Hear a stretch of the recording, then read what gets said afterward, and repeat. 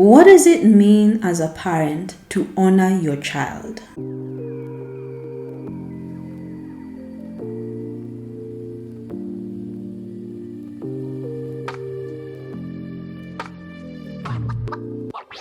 Hi, my name is Mary. Welcome to Love Notes by Mary, where we talk about chasing after God's heart in all things love and romance, whether we are single, we are dating, we are married, we are parenting, or we are building our homes. What does it look like to honor our children, especially as parents? We talk a lot about how children ought to honor us as parents, but I think we also need to talk a lot more about what it means for us as parents to honor our children, especially when they are young, especially when we are their voice because they are still learning how to use their own. A few years ago, I came across a post by Jackie Hill Perry, and she was talking about what it means to love your neighbor when your neighbor is your child. And she made a really beautiful connection that I had never seen before about how we tend to think of our neighbors as people who are outside of our homes, as strangers even, but we completely miss out that the little humans we have running around our homes are also our neighbors, and there is the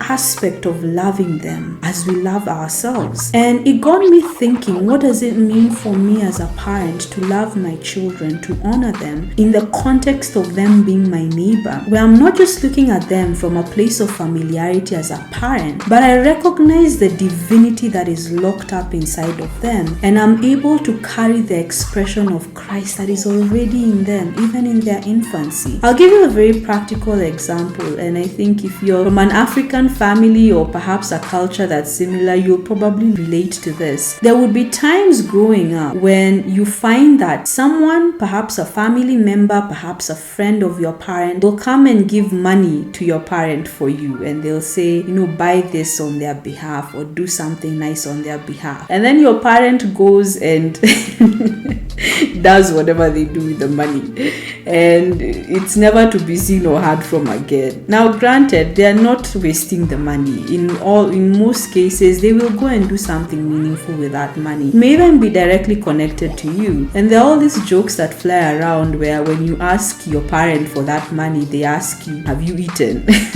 Do you have a roof over your head? Have you gone to school? Why are you asking me where is the money? That's where the money is. But I want to bring a different perspective to that whole conversation. And this is with all due honor to our parents. They've raised us the best way they know how. And to their credit, they've done a fantastic job with the resources they had at their disposal. But for us as a family, for my husband and I, one of the realities that we came to is that when someone entrusts us with something, money for instance, for our children, it's a trust. That's exactly what it is. If our children were old enough to understand what the money is and what the value is, if they were old enough to be stewards of that money, to literally be the ones receiving the money, then we wouldn't be trying to take the money from them or use it for other functions. The money would go directly to them, and they would be able to make a choice on what to do with it. Maybe they consult us on one or two things, but by and large, it's a decision they would make. And so as of now, if they're still too young to be able to do that, then as parents, we have to be honorable enough to take the money and receive it on their behalf and treat it as though they were right there with us as adults, watching how we are handling that money. Are we able to put aside this money, not do the 10 million things that we can find to do with it, but actually put aside this money for them until such a time when they will be able to make a certain decision concerning how to use this money? It got us really thinking about our heart posture, even as parents, because it's not just about money. Money is just one example. This can be expressed in so many ways and forms, where sometimes as parents, in all sincerity, we are very familiar with our children, extremely so. We look at them as our mini-me's, and so their business is to follow the path that we've set out for them, and and not ask questions and do what they're told and so on and so on and so on. But we don't factor the reality that there is who God has created them to be. They are individuals in and of their own right, especially when they're young. I'll keep emphasizing this. Especially when they're young, when they don't even know how to speak yet. They are communicating, they're just not using the kind of communication that we use as adults. And there is a God in heaven who's watching all of this happen. And so it can be one thing for us as parents to demand honor from our kids at whatever age of life they're in. And there is a scriptural basis for that. Yes, indeed, as children, we are supposed to honor our parents. As children, they are supposed to honor us as their parents. But we have to also ask ourselves, as we're expecting honor from them, have we taught them the way of honor by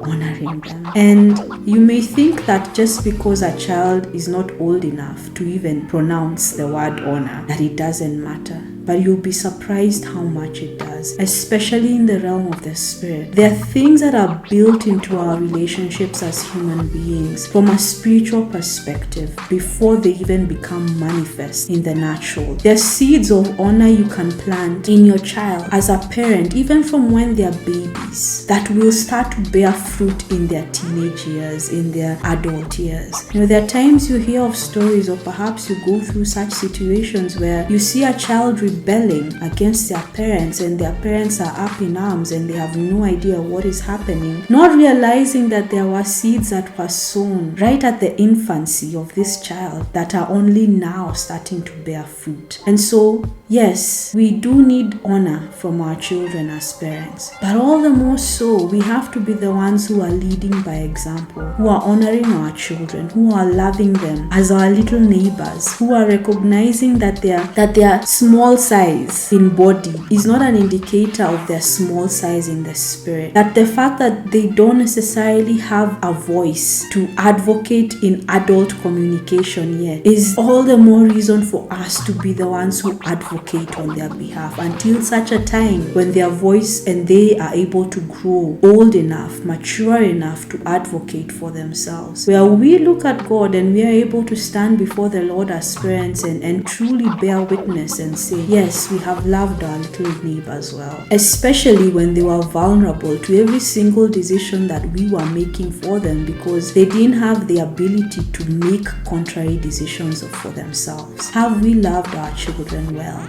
Are we honoring them well? Before we demand honor from them, before we require honor from them, let us as parents be the first ones to honor them. And what that will look like practically for you may be different from what it looks like for another family. And so I urge you, if you're a parent, if you plan to be a parent, ask the Lord, what does it look like for us as parents to honor these children you've entrusted us with at whatever stage of life they're in? Because it changes over the years. What does it look like for us to treat them with honor, to handle them with honor, to plant seeds of honor in them, so that even when we are presenting them to the world, when we are sending them off into the world, when we are presenting them before the Lord, we can say truly we have gone above and beyond and done all we can to be honorable to these ones, because we recognize that before they are our children, they first belong to the Lord and we are accountable to Him in all things that we do to them and for them. Thank you for joining me today. I'll see you on the next episode.